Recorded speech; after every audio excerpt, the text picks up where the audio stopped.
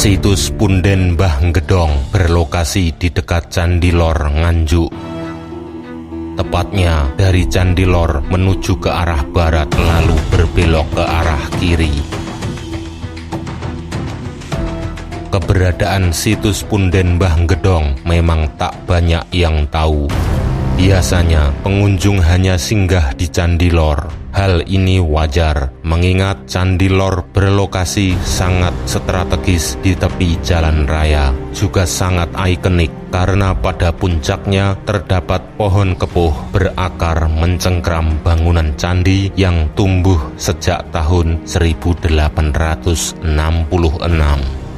Seperti halnya dengan Candi Lor, pada situs Punden Mbah Gedhong juga ditemukan berbagai fragmen arca, batu kemuncak, fragmen lingga dan umpak, serta susunan batu bata kuno. Anehnya, di sini juga terdapat nisan makam keramat, padahal di masa itu era Hindu-Buddha. Begitu juga pada lokasi Candi Lor yang terdapat makam Eyang Kerto dan Eyang Kerti. Apa dan bagaimana hubungan makam keramat di sisi bangunan ini? Mari kita telusuri dalam edisi Mitos dan Sejarah.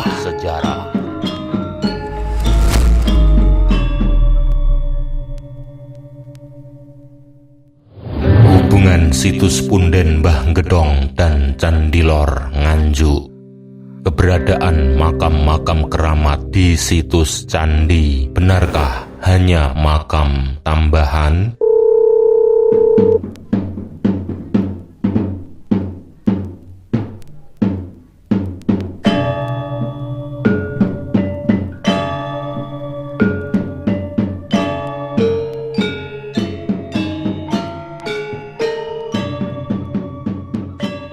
Situs Punden Mbah Gedhong dikenal oleh masyarakat sebagai sebuah punden desa yang terdapat sebuah makam keramat.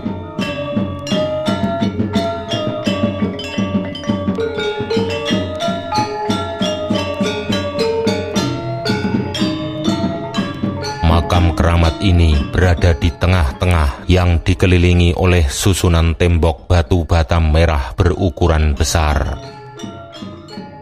Batu bata ini termasuk batu bata kuno yang bentuk dan bahannya sangat mirip dengan batu bata yang menyusun bangunan Candi Lor atau Candi Boto.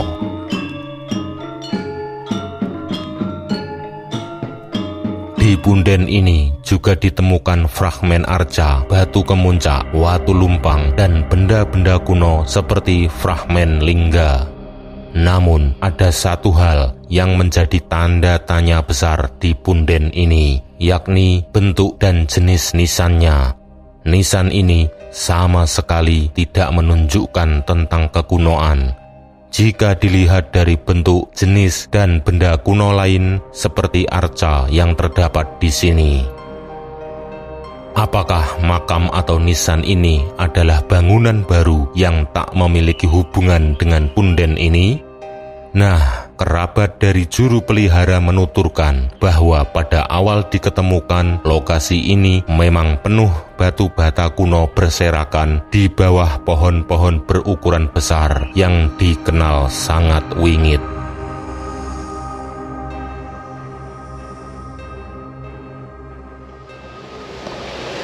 Maros kula awit alit terus mriki nggih pun ngaten iki terus nggih. Sing rambut nggih maros kula. Oh ngoten, tapi niki nggih anu Pak, nggih nyadran Mboten nggih? Nyadranan nggih. Nyadran. Damel nyadran. Tiap nopo? Tiap tahun. Yen iki wete kawatan ringin. Oh enten wit ringin ya riyen. Wis atus tan. Tapi nggih setunggal nek ringine pun mati piyambak. Nek terbesi enten pun ditebang. Dalam perkembangannya, batu bata yang berserakan lantas ditata dan disusun membentuk persegi melingkar. Macam-macam nate nemu patung Reca. patung sapi. Oh sapi. Sapi terus Ganesha no. Ganesha napa Tapi nggih? diketo teng anu. Jokerto. Museum Nganjuk. Oh, museum. Riyen yang sepuh. Mengenai kapan nisan makam tersebut ada, beliau tidak tahu persis. Karena seingat beliau, makam tersebut sudah ada sejak kecil. Beliau mendapatkan cerita tutur dari keluarga bahwa awal mulanya Punden Gedong terdapat batu bata berserakan dan terdapat pohon-pohon beringin besar.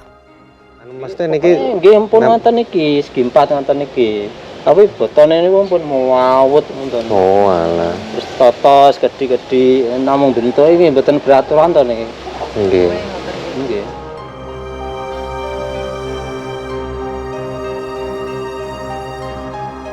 Mengapa tak ada peneliti dan ahli sejarah pada abad 18 dan 19 yang menulis tentang situs Punden Gedong ini?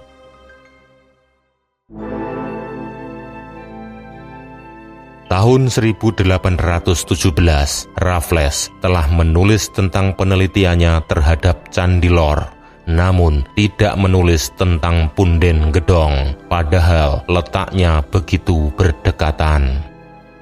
Begitu juga peneliti Hoppermans tahun 1866. Knebel tahun 1908, Brandes dan Chrome, mereka tidak ada yang mencatat tentang keberadaan Punden Gedong ini.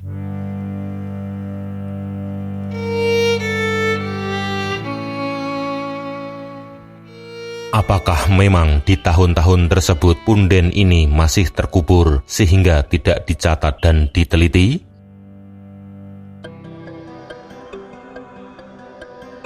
Para peneliti memang sangat berhati-hati ketika mencatat benda-benda cagar budaya, bahkan beberapa di antaranya sengaja mengabaikan keberadaan makam yang dianggap kuno.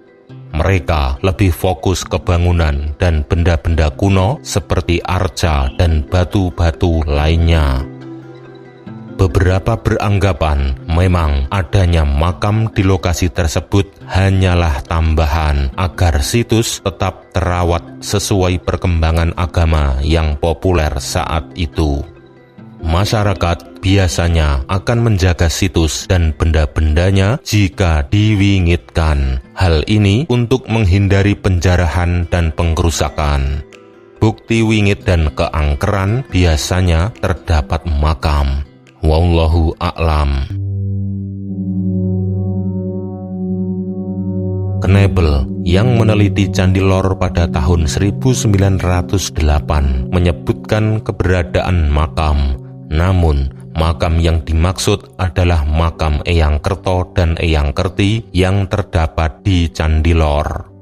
Selain Knebel, tidak ada yang mencatat keberadaan makam di Candi Lor. Karena di era itu, peneliti menganggap agama yang dipeluk masyarakat sekitar masih ajaran agama Hindu-Buddha yang jika orang meninggal dunia bukan dimakamkan, tetapi dikremasi. Dalam catatan Hoppermans melaporkan bahwa Candi Lor mengalami penjarahan besar-besaran ketika masa pembangunan pabrik gula jati. Banyak benda-benda yang hilang, termasuk batu bata kuno dan arca-arca.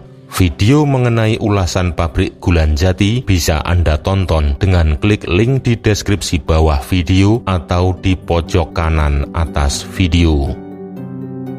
Penjarahan besar-besaran ini tidak menutup kemungkinan mengakibatkan beberapa benda ditemukan di berbagai tempat.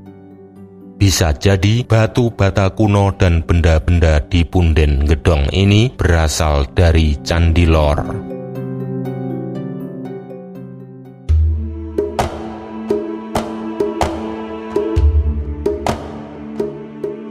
Pro kontra pendapat mengenai makam dan keberadaan situs Punden Gedong ini memang beragam.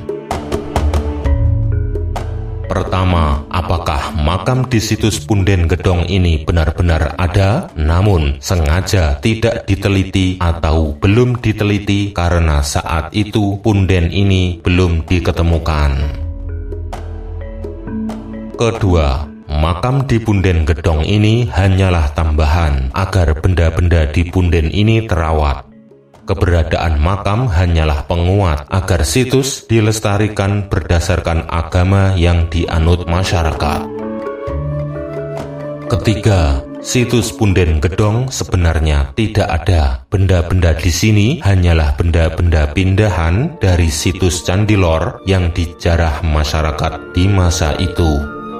Nah, mengingat para peneliti tidak ada yang mencatat tentang situs Punden ini, padahal lokasinya sangat berdekatan dengan Candi Lor, saya pribadi lebih cenderung ke pendapat yang ketiga. Bagaimana dengan pendapat Anda? Silahkan tulis di kolom komentar.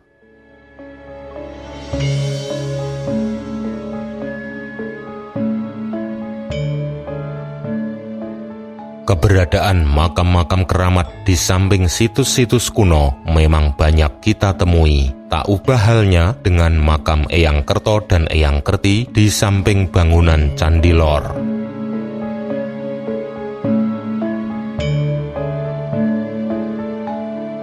Mungkinkah makam-makam ini sebenarnya juga tidak ada? Mengingat agama di masa itu tidak mengenal pemakaman jenazah, semuanya membutuhkan kajian mendalam. Namun, keberadaan makam-makam tersebut memungkinkan sebagai upaya untuk melestarikan situs dari penjarahan. Mengingat masyarakat akan takut alias wedi kualat jika merusak, membawa, dan menjarah benda cagar budaya karena terdapat makam keramat. Bagaimana menurut Anda?